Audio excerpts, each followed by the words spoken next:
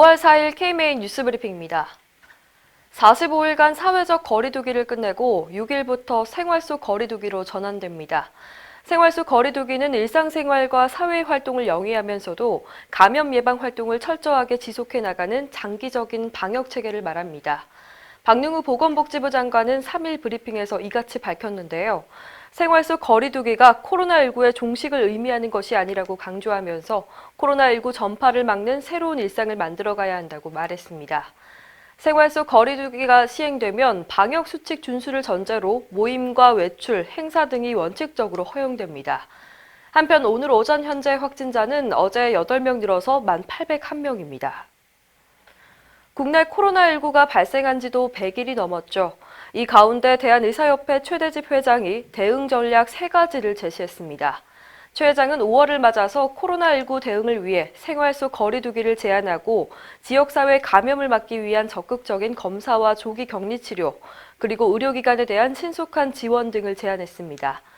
최 회장은 생활 속 거리두기에 대한 구체적이고 실효적인 지침이 제공돼야 한다면서 의협은 심도 있는 검토를 통해 전문적인 견해를 제시하겠다고 말했습니다. 또 중증 외상 환자와 중환자의 진료가 코로나19로 원활하게 진행되지 못하고 있다며 필수 일반 진료도 반드시 보전해야 한다고 강조했습니다. 아울러 최 회장은 코로나19 백신 개발이 어려워 향후 1년간 종식은 어려울 것으로 전망했습니다. 코로나19가 언제까지 지속될지 전 세계가 주목하고 있는데요.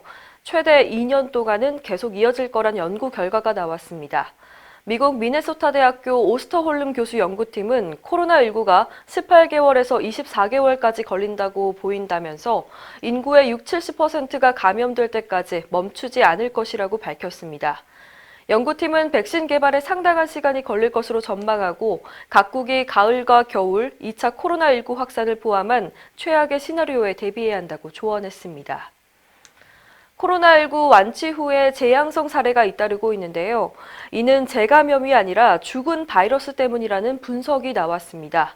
코로나19 중앙임상위원회는 29일 국내에서 보고된 재양성 사례는 바이러스가 재발한 것이 아니고 감염력도 거의 없을 거라고 말했습니다.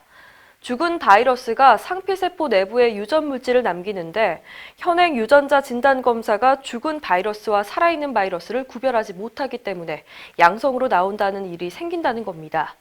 중앙임상위는 첫 바이러스 감염 뒤에 생체 내 면역력이 1년 이상 유지된다면서 같은 바이러스에 다시 걸릴 가능성은 낮다고 덧붙였습니다.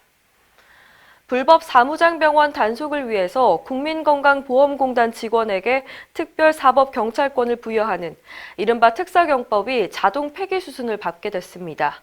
특사경법 개정안이 이번 20대 마지막 임시국회 회기인 이달 15일 전까지 처리가 안 될 경우에는 자동 폐기되는데요.